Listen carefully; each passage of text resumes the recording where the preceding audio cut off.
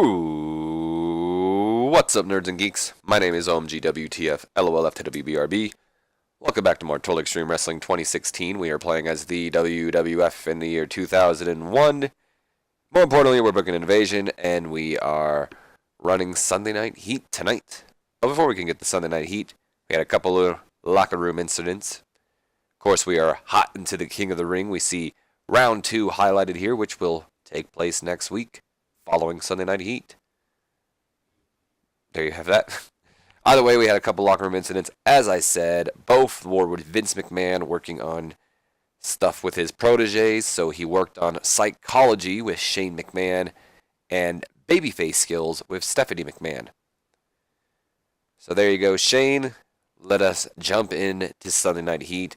Our opening, well, not opening, I guess, but our opener of the night gets a C- rating. Heat opens with Rikishi along with Scotty 2 Hotty. They're making their way down to the ring. Once in the ring, Rikishi takes the mic and he says, "Hey, little Stevie, last week you were talking all that trash, but when it came to backing up all that trash you were talking, you hightailed it out of the ring when your boys pulled you out of the way. Well, you've got to learn that sometimes when you talk that garbage, that you're gonna get hit.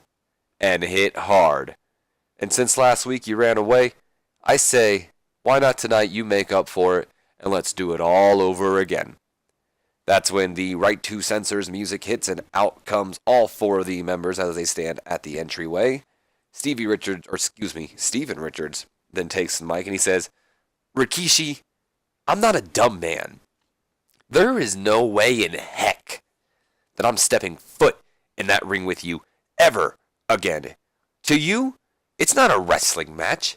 It's a sexual fantasy realized. Oh yeah. The fact that you take pleasure in shoving your buttocks into another man's face is quite honestly appalling. The only thing I take pleasure in, Stevie, is showing people who like to talk crap exactly what it tastes like. So since you're too much of a wuss to take me up on my challenge, then maybe your boys will, since they like to fight so much. So what do you say, players? You two versus me and Scotty tonight." That's when all four of the Right to Censor members, they form a circle, huddle up together, they're discussing, and then Richard says, "You're going to regret ever making that challenge. You two are on." And that sets up our main event of the night, which will see two cool members, Scotty 2 Hotty and Rikishi, battle Val Venus and the Good Father. Did it say gained heat? Oh, look at that. Just advanced. Never mind. Ivory's improving in acting, and as is Val Venus. So there's a plus. We then go to the opening match of the night, which gets a solid C. Not too shabby. And about that had decent wrestling, but little heat.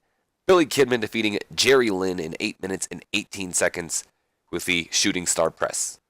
So Kidman, unfortunately, was off his game, but both he and Lynn had the performance of a C-. So I wonder if that means that Billy Kidman would have a C rating if he wasn't off his game. Either way, on to the next segment. We go to a C+. I didn't feel like writing anything here. It's literally nothing. It's just a fun little segment where Kanyon and Hugh Morris do their normal gig, where Hugh Morris is kind of being annoying, and we have a match next. Come on, blah, blah, blah, blah. Stuff like that. Nothing too special, but I got a C+, so there you have it. No, definitely not. I said no. We're not doing it on Sunday Night Heat, but we'll probably do it soon. We then go to a C rating, which isn't too bad considering the opponents in this match. A C rating, and about that had terrible wrestling. A non-existent crowd heat. Kanyon and Hugh Morris defeating two developmental talents we have down in HWA. Charlie Haas and Russ Haas, the Haas brothers. I'm sure a lot of you know who Charlie Haas is, considering he was a former tag team champion with Shelton Benjamin as Team Angle. Some of you may also remember him when he dressed up as kind of what Damien Sandow was doing for a little while, pretty much. Either way, Russ Haas, I didn't really know he even had a brother, let alone that he was employed by WWE, or WWF, I should say, at one time. But I figured I need a jobber team tonight. Why not the Haas brothers? They are our developmental/local talent of the week. So Russ Haas was the weak link, unfortunately for him. This was his first match of the year, though, so getting a C for your first match, Kanyon may have carried you guys, but still. So Canyon, apparently, he's shown in this match. So Canyon's getting real good. After the episode, if I remember, because I forget to do it a lot, I might show you guys Canyon's improvements. He's becoming a very solid hand. For any of you who are worried that I'm going to release Canyon after the invasion angle's over, don't. He is definitely staying around. Hugh Morris had a C+, Canyon had a B-, and Russ Haas had an E-. Charlie Haas had a D-. So all over the place here tonight. But Charlie is improving in performance, so good on him. Yes. So we go to our A rating. A rating on Sunday Night Heat. You'd think I'd be more excited, but of course it's just our This Week in the WWF segment, just of course featuring the rivalries. Pretty much Triple H fighting The Undertaker on Monday Night Raw with the Giant costing Taker the match, and Austin then of course stunning Triple H, thus confirming that match of course as well. We then of course have the Giant and Undertaker's match being finally confirmed. First, King of the Ring, not Sunday Night Heat, at Nitro, and then of course Rock, Jericho, Booker T, and DDP all going to be in a Fatal 4-Way. So there you have that. Triple H and Stone Cold apparently gained heat, and Taker and Kane, not Taker and Kane, Taker and Giant lost heat. They were at an A star, so it did get the crowd hotter, and Michael Cole was weak. Oh, by the way, I don't think I told you guys this, but Jim Cornette is now on color commentary for Sunday Night Heat. We go to our, is it booking? Where the hell is it at? I thought there was a thing, but I guess not. Interesting. I thought there was a, whatever. What's this handle change? Yes, I don't even know what it is. We then go to our main event of the night, which gets a solid C rating here, not C+. I don't know why I almost said that. Solid C. In a poor match, the Right 2 Censor defeating Rikishi and Scotty 2 Hotty, when Val Venus defeated Scotty with the Foreign Object. Interesting there. Scotty had a D+, Rikishi had a C, and both Goodfather and Val had a C-, gained heat to the T-Cool Right to Censor feud, and there was no worker improvements. We end the show with a solid C+ here. Not a solid C+, because that makes no sense. It's only when there's nothing. Scotty was used too much. I disagree. We can always afford to turn it up. Just saying. What's WWC against CZW? According to inside reports, the non-aggression pact between WWC, which I believe is that Puerto Rican company, yes it is, owned by the Clones, and CZW is now history. Whether the decision was mutual or not, and how it will affect the future of the two promotion is not yet known. That got the top rating over us. Look at that. Ace Darling got a title victory. If anyone knows him, good for that. Ooh, OVW had a show. We'll check that out in a second. Apparently, Nick Dinsmore, a.k.a. Eugene, was the star. Had 376 fans. Not too shabby. Some Asian guy, Akudo Hidaka, is a hot property, apparently. I wonder if anyone in Japan will pick him up. And ECWA has evolved last night. Oh, that was not evolved. I feel stupid. I was like, it's evolved? What? No, that was the name of their stupid show. Either way, OVW, we had Randy Orton, one of our developmental stars, defeating Red Dog, who I believe is also Rodney Mack. I'm not entirely sure, but he's another OVW developmental talent. To retain the Hardcore Championship, got an E+. Johnny Spade defeating Splash by countout. Or Slash, not Splash. Don't know if I have either of those guys. D-. Rob Conway, developmental star, defeating Leviathan, a.k.a. Batista, developmental star, with an E+. Good for you, Rob Conway. And then Nick Dinsmore defeating Damaja, one of the Basham brothers, both superstars of developmental stars, to retain his OVW Heavyweight Championship. All right, there you go. So before I forget that, I am a wormy. All right, let's check out Canyon skills, just to show you guys how much Canyon has actually improved since we started this save. So we started it in May. Since May, in Brawling, Canyon's gone from a 69 to a 72. ProRes, 36 to 40. Hardcore, 62 to 64. Chain Wrestling, 39 to 43. Mat Wrestling, 41 to 44. Submission, 37 to 40. Aerial, 51 to 54. And Flashiness, 58 to 61. We then go to his performance, even better. Basics, he went from a 76, now in an 82. Psychology, 65 to 72. Safety, 71 to 76. Consistency, 79 to 83. Selling, 77 to 80.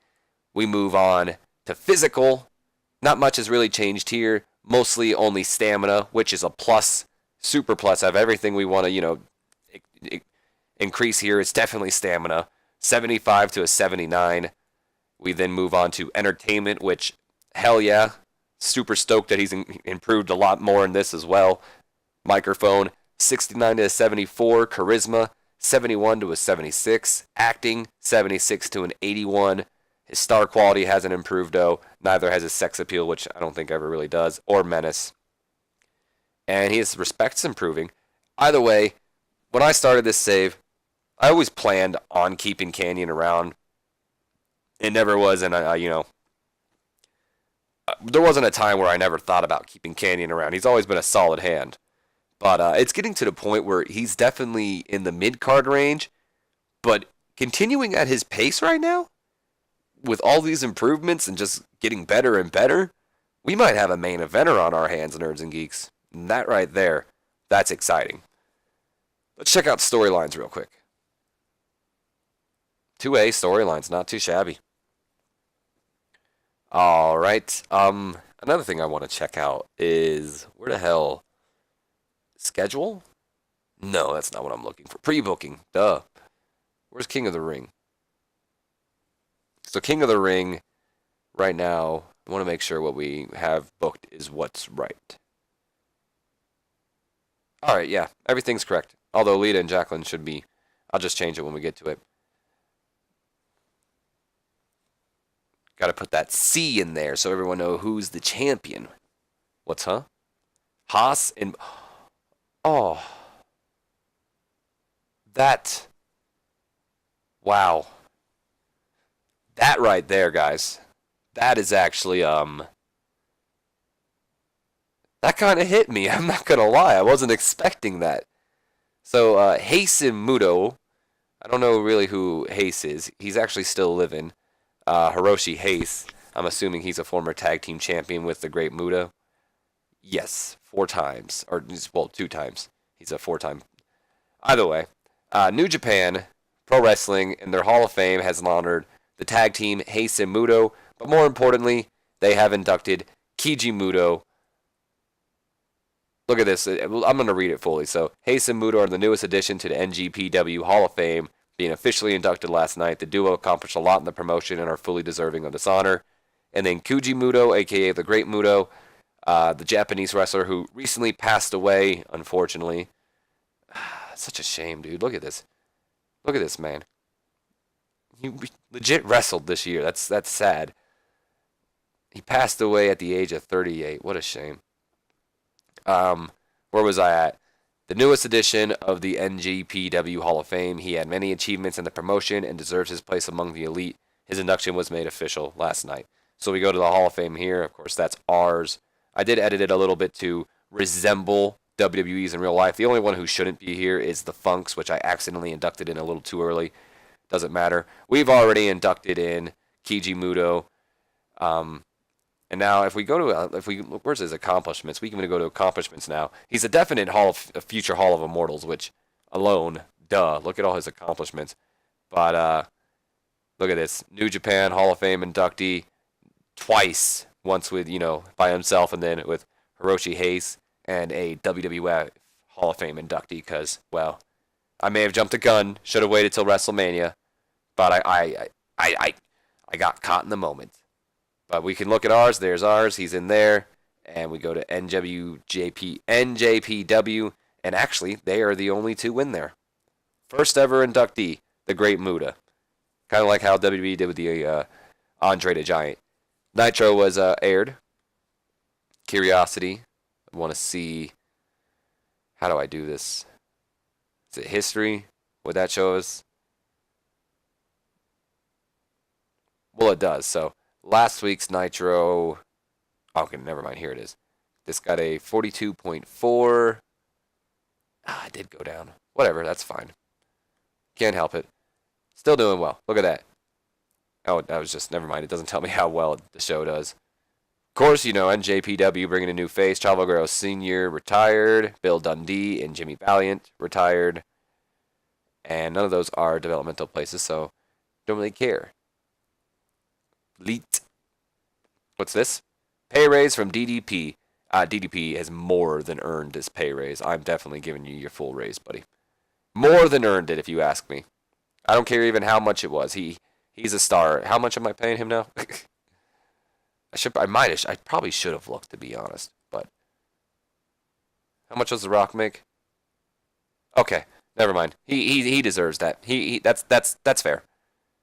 Because The Rock makes like, I mean, guaranteed the game probably exaggerated, or the mod creator probably exaggerated what Rock should be being paid. But either way, oh,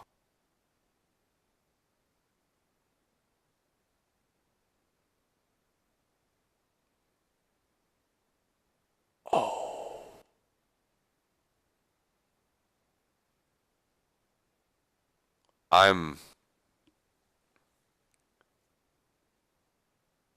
oh no, he was the best.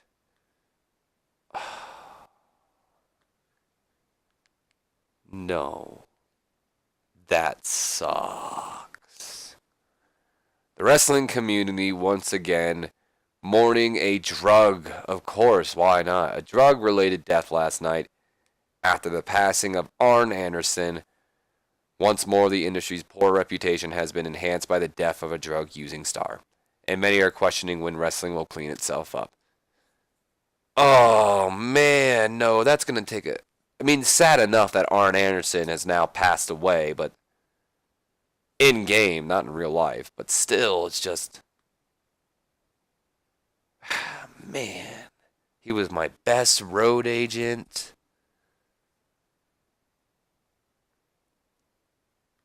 That's just a bummer. Fuck. My backstage is gonna take a hit.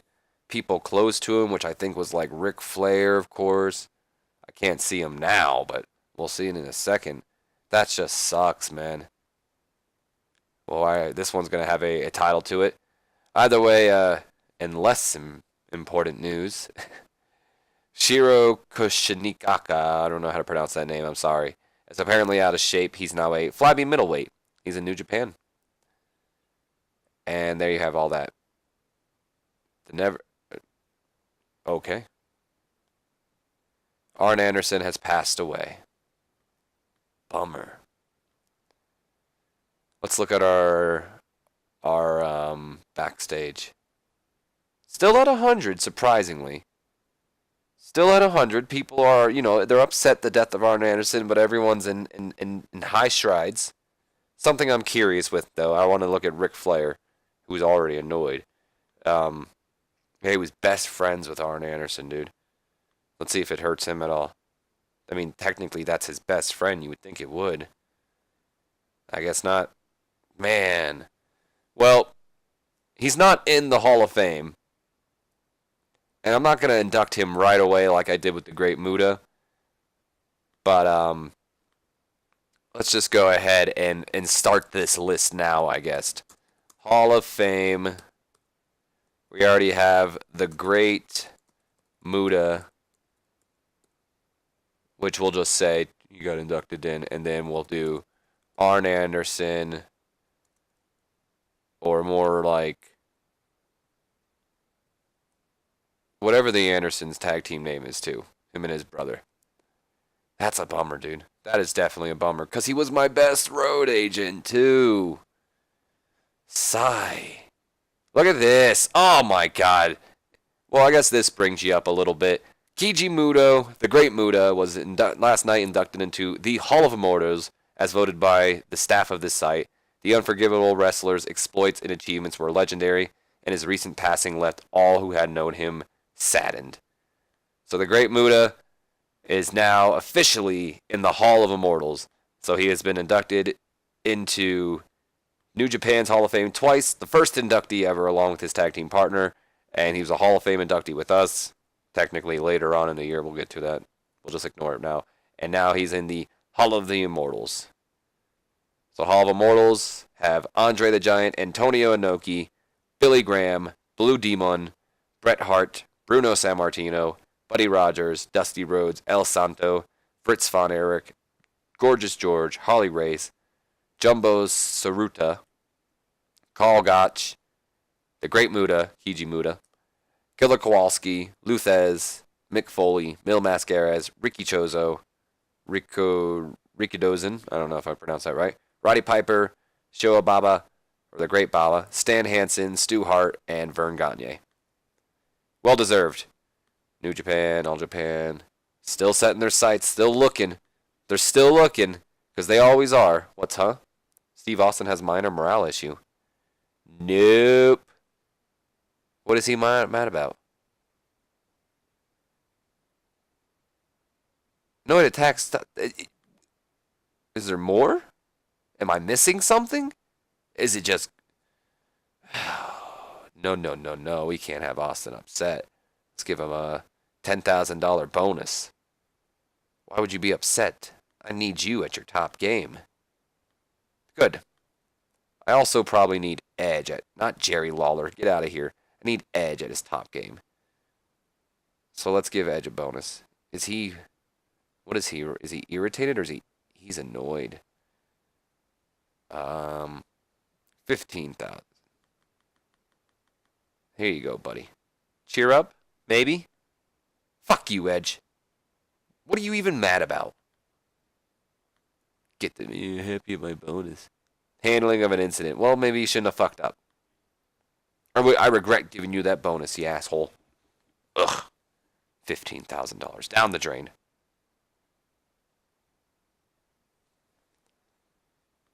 New duo in CMLL. Heat got broadcasted. Luthez left the business. Nothing too special.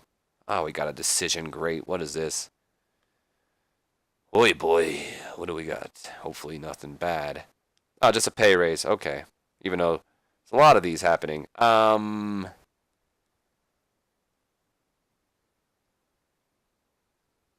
We'll do 75. But, a lot of money you guys are taking from me. Either way, nerds and geeks, that's going to be the end of this episode. Hope you guys have enjoyed. If you have, do me a favor. Leave me a comment, like, and subscribe if you have not already.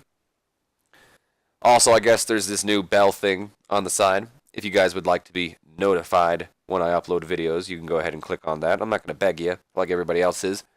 But either way, hope you guys have enjoyed, and I will see you guys for Monday Night Raw. So until then, have a great day.